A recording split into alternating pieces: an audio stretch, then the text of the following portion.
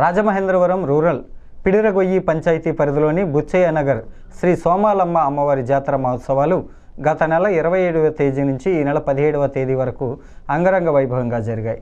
ఉత్సవాల ముగింపు సందర్భంగా భక్తులకు శుక్రవారం అన్న సమారాధన జరిగింది.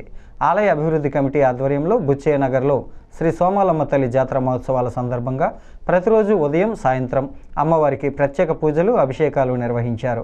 భక్తులు పెద్ద ఎత్తున తరలివచ్చి అమ్మవారిని దర్శించుకొని తీర్థ ప్రసాదాలను స్వీకరించారు. ఆలయంలో జరిగిన ఆధ్యాత్మిక కార్యక్రమాలతో బుచ్చయ్య నగర్లో సందడి నెలకొంది.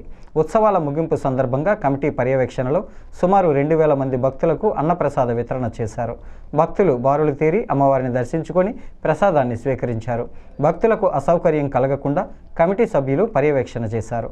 అమ్మవారి జాతర మహోత్సవాలను విజయవంతంగా నిర్వహించడానికి సహకరించిన గ్రామస్తులకు కమిటీ సభ్యులకు కమిటీ తరపున కృతజ్ఞతలు తెలిపారు.